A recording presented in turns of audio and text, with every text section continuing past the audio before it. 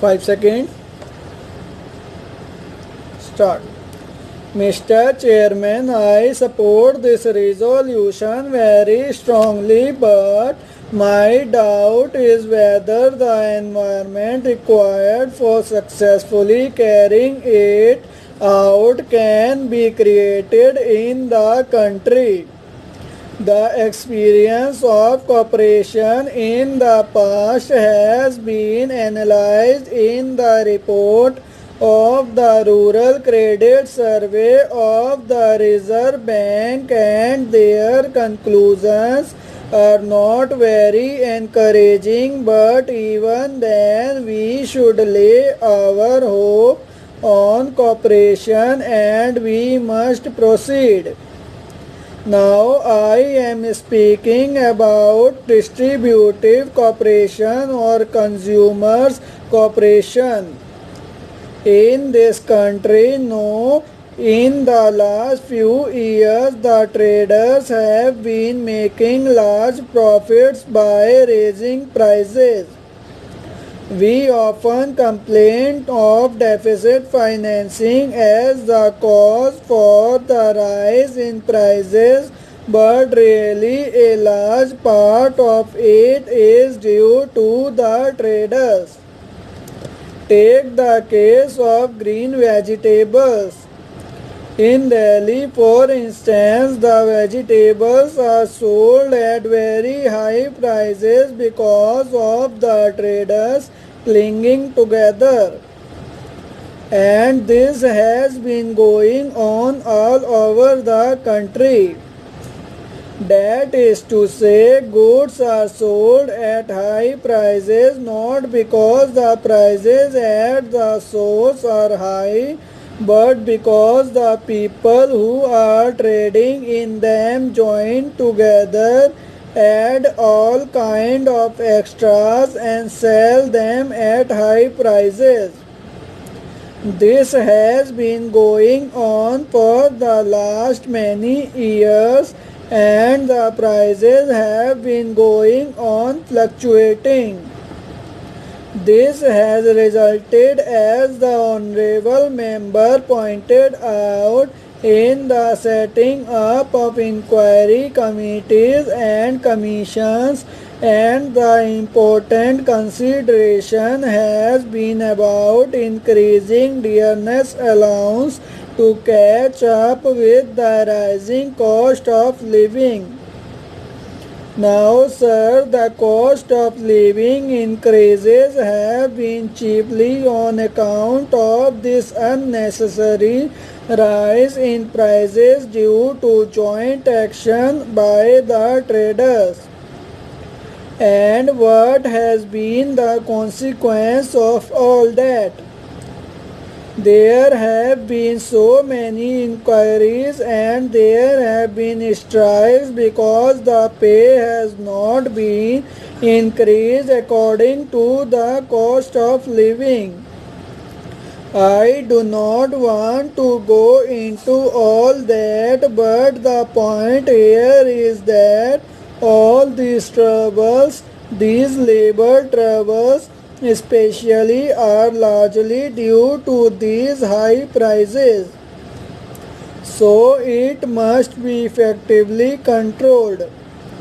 If we can cooperatively organize shops in different areas under non-official management, it is possible to do that. It is necessary to keep the prices under control, especially of the necessaries of life. The Honorable Member mentioned various articles. First of all, food grains are the most important. In regard to food grains, fair price shops are there in Kerala, for instance, but the prices of other articles are still going up in almost all the towns in the country, not because they are not available in the countryside, at lower prices, but people have to them locally and the traders are controlling them. The same is the case with clothing also. All kinds of articles which are required by the common man are being sold at very high prices. So all these items have to be taken up. Now people may ask who will do all that. That can be done and has been done. I have got experience of Madras for nearly 20 years. There is the Urban Cooperative Society which is doing exceedingly well. It has got about 30 branches in the country. The society was started by poor teachers to provide such things for themselves and for others who are drawing small salaries. These people come in the evening and work together like brothers. The difficulty is that we have a wrong conception of cooperation. We have been trying to put it into the hands of paid officers. I am not entirely against it, but we do not want honorary workers at the top. As the honorable member said, this idea must be planted in the minds of the people in their very childhood in the schools. There are schools in some parts of the country where cooperative societies are run by the school boys. They make their own cooperative purchases and sales.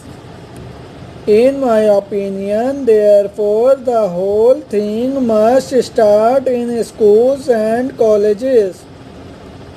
There all purchases must be made on cooperative basis and thereby the very idea of cooperation must be put into the young mind. By practical experience they must be taught. They will then develop into most useful honorary workers afterwards.